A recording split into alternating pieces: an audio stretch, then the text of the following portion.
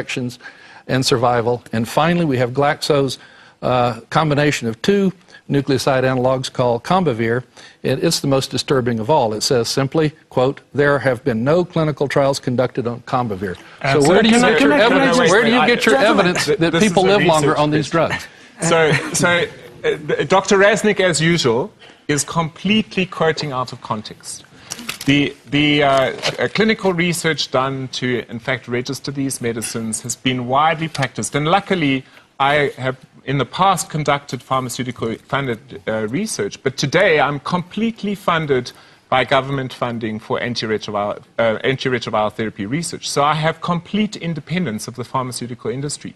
That means that I can make unequivocally the statement that we have conducted studies after registration that have demonstrated both antiviral efficacy, lowering the virus in the blood, and improvement longevity with disease survival, in other words, reducing death rates in randomized clinical trials. And over the last decade, we have an enormous body of evidence that to unequivocally support the use of antiretrovirals. Just plain not true. Master Chab, December 2003, through the help of the Nelson Mandela Foundation, Tata Madiba, we started a treatment program in Jooste Hospital. Up until the end of March, 289 patients were put on treatment. 2 died. 287 are still alive. The attitude and the atmosphere in Jooste Hospital has improved. The people use it because they know that you go there, you have a chance of coming alive. People were coming, people were dying. Dr. What is characteristic about what he says is that none of the things that he talks about refer to triple therapy. Now, these drugs in combinations save lives. And the point is, it's not an How do you know that? How do you know that? There is no clinical trial nowhere, anywhere in the published literature that shows that people taking the antiretroviral drugs live longer or better lives compared to a similar group of people not taking the drugs. Let me tell you about the use of ARVs. The problem is that you do not listen. If you know of an example. There's nothing to listen to, Professor Mhlongo. Yeah, but because, you're not saying much. Yeah, what's there to listen to? No, but he's talking now. I waited for you. Tell me one study. I don't care what the study was. A controlled clinical trial that showed that people taking the antiretroviral drugs live longer or better lives than a similar group of people not taking those drugs. Okay. I'll go better than a study. Okay? Better than a study. I'll go into my own family. Okay? Where I have buried nieces and nephews and uncles. Okay? And one of them delayed taking ARVs because of the confusion about their toxicity. And the person was very sick. They are on triple therapy at the expense of the South African government, for which we are eternally grateful. And that family member is still alive. Now, you come here and you throw things at us like we idiots, like we don't know what choices mean. As the minister said, give people choices. This is not an either-or situation. Yeah. This is a situation where people are dying. ARVs make a difference. If you show us in proper studies that your vitamins will do the same as triple therapy has done for our relatives, we'll embrace your products and give them to the people. So do proper studies. And Dr. people are dying. Yeah. Dr. Letape, let's bring you actually, proper studies, randomized control studies have been asked for, but none are coming. But the position is this. I am not prepared to accept anecdotal evidence, from myself or from Dr. Letape. I am interested as a medical scientist in proper research output and conclusions and subjected to a debate. Let me come in there and say to you, 289 patients, we will give you their clinical profiles, their CD4 counts, their toxicity reactions they've had, the switches, where the switches have been made.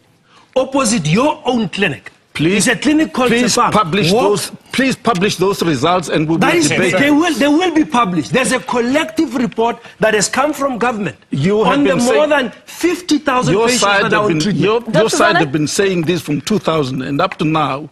We have not come across... I'm actually going to get my voice heard at this point. Thank you. Gentlemen, we need to take a short break.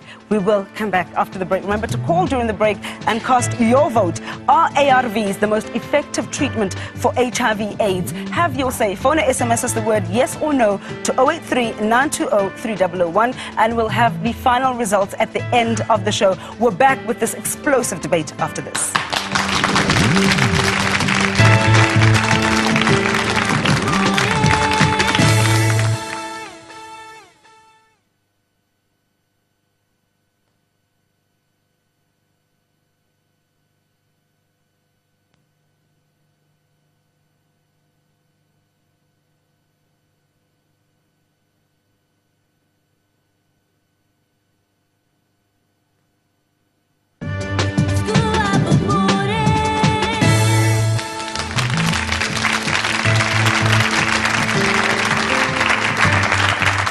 Welcome back to tonight's big question. Are ARVs the most effective treatment for HIV/AIDS? Yes, this is a very explosive and personal debate because at the end of the day, we're talking about people's lives. People are dying every single day from HIV/AIDS. Current statistics are saying that almost 600 people are dying a day in South Africa from HIV and AIDS. Alternative treatment is often slated from a scientific perspective. Africa has always had its traditional and faith healers, and many South Africans only have access to these healers. Does the government then have a moral duty to give preference to traditional treatments and, if need be, fund the necessary trials to investigate their value? Let's take a look.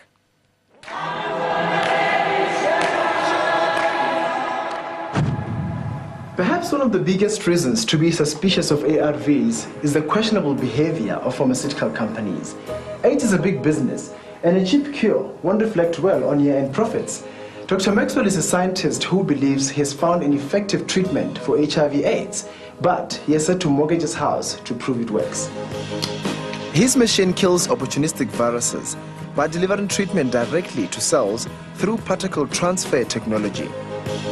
Clinical tests prove that it works. What's more, it's cheap and safe. Are antiretrovirals the most effective treatment for HIV and AIDS? It wasn't developed for AIDS.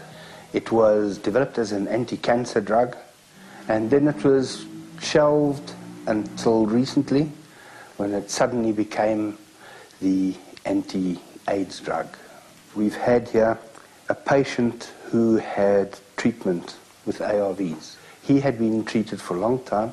His total viral load was 170,000, and using treatment with Electroject over 10 days, came down to 90,000. Dr. Maxwell, how do we know that you're onto something real and not just another eccentric scientist?